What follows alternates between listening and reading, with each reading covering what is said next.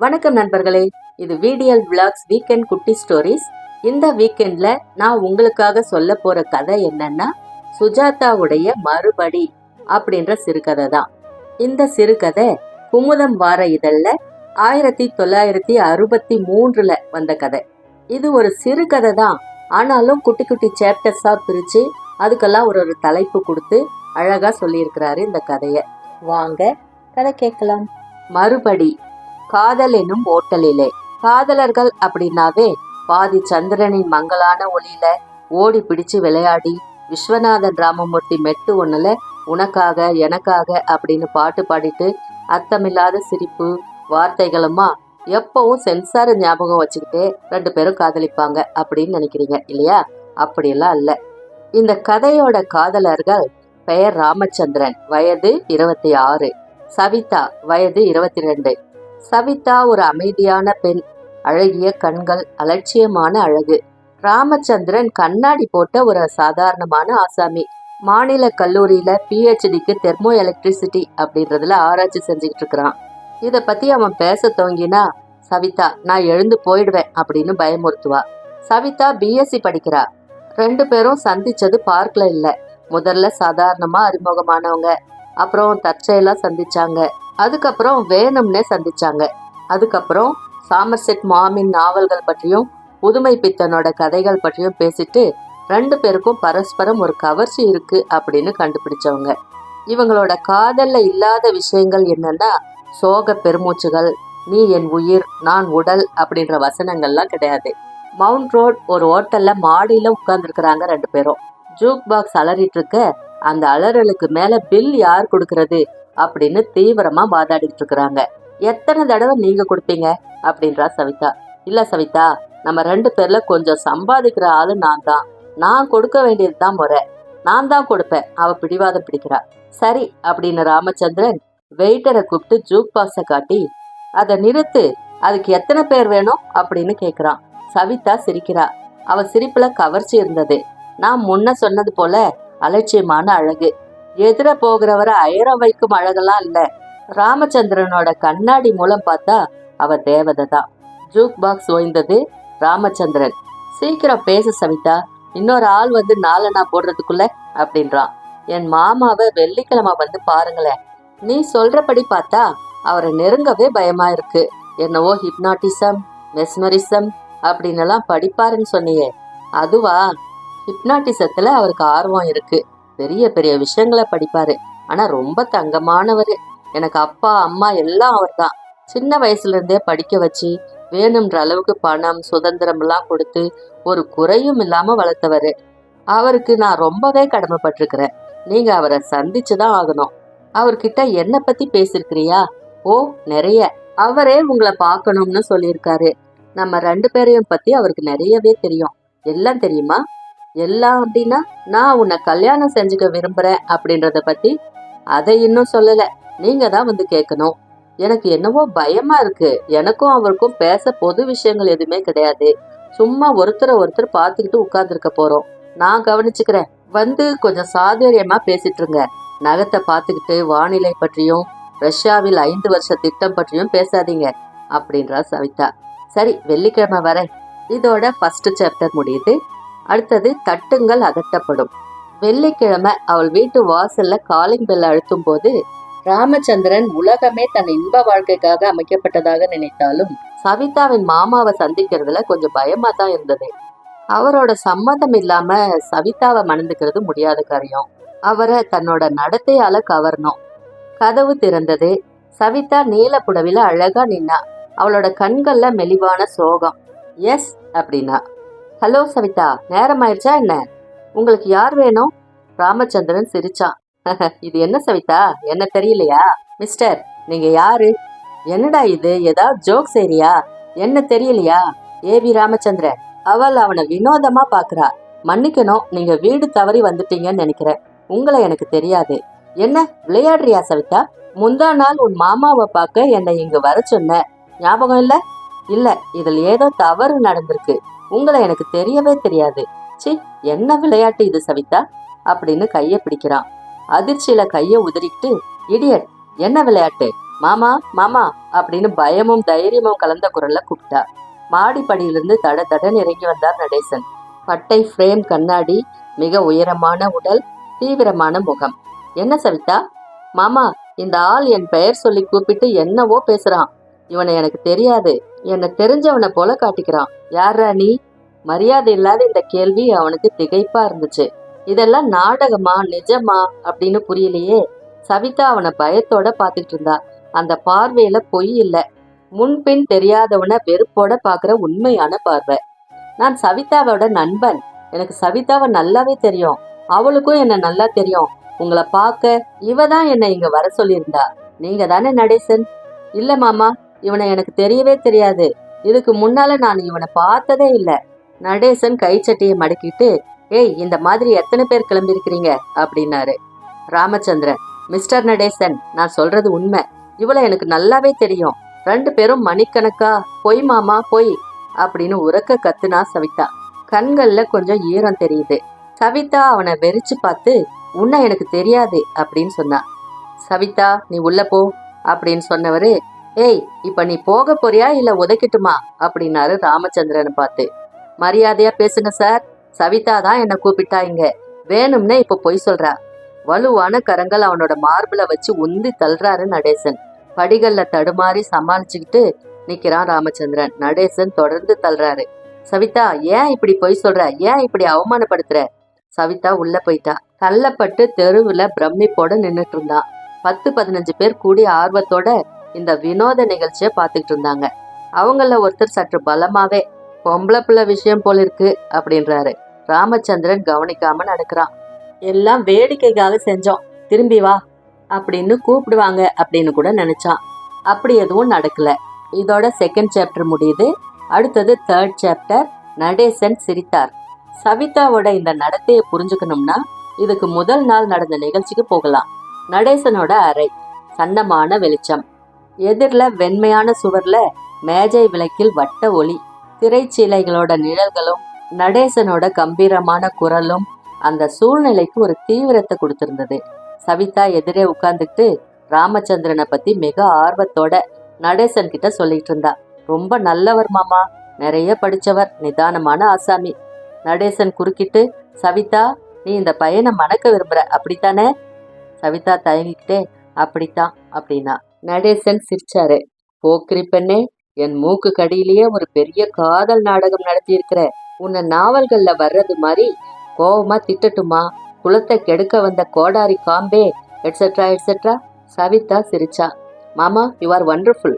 நடேசன் சிரிப்பை நிறுத்தி, அது இருக்கட்டும், நீ அவனை முதலா சந்திச்சது ஞாபகம் இருக்கா அப்படின்னு கேட்கிறாரு. ஓ, அதை நல்லா ஞாபகப்படுத்திப்பாரு. அப்புறம் ஒவ்வொரு தடவையும் அந்த பையனை சந்திச்சதை ஞாபகப்படுத்திப்பாரு. எதுக்கு மாமா? எனக்கு அதை பத்தியெல்லாம் சொல்லணும் சவிதா. இந்த சுவர்ல உட்கார்ந்துருக்க பூச்சி பாரு, இன்னும் கொஞ்ச நேரத்துல அது பறந்து போயிடும். இத போலதான் மனசோட நினைவுகளும். புரியல மாமா. சவிதா, உனக்கு ஞாபகம் இருக்கா? கொஞ்ச நாளுக்கு முன்னால உன்னை நான் ஹிப்னாட்டிச தூக்கத்துல ஆழ்த்தினேன், நினைவிருக்கா? ஓ, என்னவோ பேசிட்டு இருந்தேன், அப்படியே தூங்கிட்டேன். ஒருவித மயக்கமா. என்ன நடந்தது அப்படின்னே தெரியல. ஆழ்ந்த தூக்கம். தூக்கம் அப்படின்றது என்ன சவிதா? ஒருவித அயர்ந்த நிலை. அப்படி இல்ல, தூக்கம் கடவுள் மனிதனுக்கு தந்த பெரும் பரிசு. தூக்கத்தில் நம் உடல் அடையும் தளர்வும் மென்மையும் இன்பமும் வேறு எந்த நிலையிலும் கிடைக்காது. உன் இமைகள் கணக்கும், அங்கங்கள் நெகிழும். தூக்கம் உன்மேல் ஒரு மெல்லிய வானவில் போர்வை போல படரும். அதன் மென் கரங்களில் நீ விழுவாய். மெதுவாக மெதுவாக மெதுவாக உன் கண் இமைகள் கணக்கும், அங்கங்கள் கணக்கும். தூக்கம் எனும் வெல்வெட் இருட்டில் நீ கரையப் போகிறாய். இதை கேட்டுக்கிட்டு இருக்கும் போதே சவிதாவுக்கு கொட்டாய் வந்தது. நடேசனோட குறிக்கோளும் அதுதான். சவிதாவை ஹிப்னாட்டிச தூக்கத்துல ஆழ்த்த இந்த மாதிரி அவ காது கிட்ட போய் உன் கண் இமைகள் கணக்கின்றன அப்படின்னு திரும்ப திரும்ப சொன்னார்.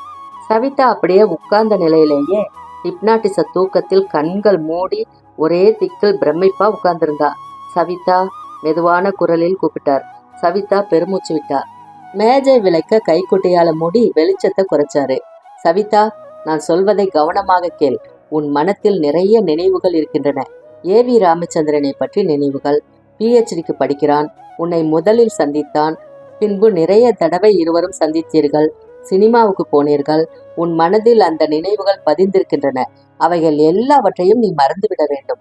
ஒன்று விடாமல் இந்த நிமிடத்திலிருந்து அவனை பற்றிய நினைவுகள் உன் மனத்திலிருந்து விடுதலையாகிவிட்டன. அவனை நீ மறந்துவிட்டாய். ஒரு நிகழ்ச்சி விடாமல் அடியோடு மறந்துவிட்டாய். அவனை நீ பார்த்ததுண்டா? இல்லை என்று சொல். இல்லை அப்படின்னா ஒரு பொம்மை கனவுல சொல்ற மாதிரி. அவனுடன் பேசியதுண்டா? இல்லை என்று சொல். இல்லை. அவனை நீ வெள்ளிக்கிழமை வர சொன்னது? இல்லை என்றால் தானாகவே. அவன் உருவம் உன் நினைவிலிருந்து அழிந்துவிட்டது. அவனுடன் பேசின பேச்சுக்கள், சிரித்த சிரிப்புக்கள், சென்ற இடங்கள், எழுதின கடிதங்கள், நினைத்த நினைவுகள் எல்லாம் மறந்து துறந்து தூர தூர தூர போகின்றன. அவனை உனக்கு தெரியவே தெரியாது. இனி அவன் உனக்கு அந்நியன். நான் சொல்வதை சொல். சவிதா, சவிதா. ராமச்சந்திரனை பற்றிய நினைவுகள் எல்லாவற்றையும் ராமச்சந்திரனை பற்றிய நினைவுகள் எல்லாவற்றையும் மறந்துவிட்டாள், மறந்துவிட்டாள். சவிதா, என் மேல் அன்பாக இரு. நான் நடேசன். நான் தான் உனக்கு எல்லாம். உன்னை ஆளாக்கியவன், உன்னை படிக்க வைத்தவன், உன் உறவினன், உனக்காக காத்திருப்பவன், உன் கணவனாக போகிறவன் நான் தான். என்னை அன்றி உனக்கு ஒருவரும் இல்லை. சரி என்று சொல். சரி. இனி அந்த கட்டிலில் போய் படுத்துக்கொள். ஹிப்னாட்டிச தூக்கத்திலிருந்து விடுபட்டு இயற்கையாக தூங்கு. காலையில் எழுந்ததும் நீ ராமச்சந்திரனை பற்றிய நினைவுகளுடன் அந்த நினைவுகள் நீங்குவதற்கு காரணமான இந்த ஹிப்னாட்டிச செய்கையையும் மறந்து விடுவாய். போய் தூங்கு. சவிதா கொடி போல் போய் படுக்கையில விழுந்தா. இதுதான் முதல் நாள் நடந்த பிளாஷ்பேக். இப்போ உங்களுக்கு சவிதா ஏன் அப்படி நடந்துக்கிட்டா அப்படின்றது நல்லாவே புரிஞ்சிருக்கும். இப்போ 4வது சாப்டர், ஓடினான் நூல் நிலையம். இதை நம்புறது உங்களுக்கு கஷ்டமா இருக்கலாம். நேரம் இருந்தா பல்கலைக்கழக நூல் நிலையத்துக்கு போய் கலைக்களஞ்சியத்திலாவது என்சைக்ளோபீடியா பிரிட்டானிக்காவிலாவது ஹிப்னாட்டிஸ பத்தி கட்டுரையில போஸ்ட் ஹிப்னாட்டிக் சஜஷன் அப்படின்றத பத்தி படிச்சு பாருங்க. அதைத்தான் ராமச்சந்திரன் கொஞ்ச நாளைக்கு முன்னால செஞ்சுக்கிட்டு இருந்தான். முகத்துல 2 நாள் தாடி, கண்கள்ல கலவரம். அன்னைக்கு நிகழ்ச்சிக்கு பின்னால 2 தடவை சவிதாவை சந்திச்சான். ஊரை விட்டு போயிடுறது அப்படின்னு கைப்பெட்டியோட ஒரு தடவை சந்திச்சான். சவிதா அப்பவும் அவனை வெறுப்போட தான் பார்த்தா. மிஸ்டர், உங்களை தெரியாது, மறுபடியும் தொந்தரவு செஞ்சீங்கன்னா போலீஸுக்கு புகார் செய்வேன் அப்படின்னு சொல்றா. ராமச்சந்திரன் யோசிச்சதுல திடீர்னு ஒரு சந்தேகம் வந்துச்சு. ஒவ்வொரு தடவையும் சவிதாவோட பார்வையில உண்மையான குழப்பம்தான் தெரிஞ்சது. அவன் நடிக்கல. அவளோட மனசு எப்படியோ மாறி இருக்கு. அவளால அவனை அடையாளம் கண்டுக்கவே முடியல. அவ தன்னோட நினைவுகளோட தடுமாறுறா. நினைவுகள், மனம், மனோ தத்துவம், ஹிப்னாட்டிசம்.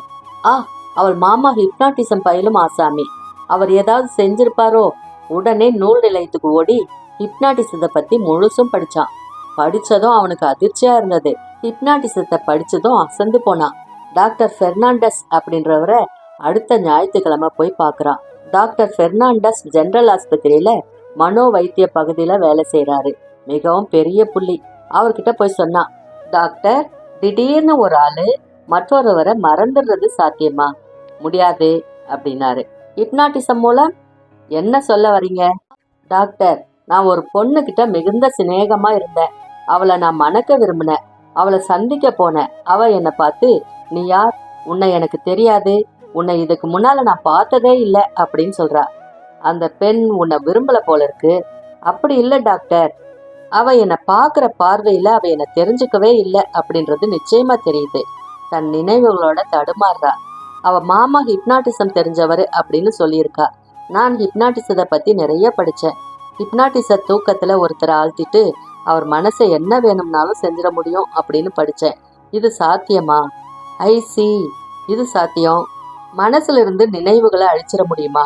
அது அந்த பொண்ணை இதுக்கு முன்ன எத்தனை தடவை ஹிப்னாட்டிச தூக்கத்துல ஆழ்த்திருக்கிறாரு அப்படின்றத பொறுத்தது. சுலபத்துல தூக்கத்துல ஆழக்கூடிய பொண்ணா இருக்கணும்.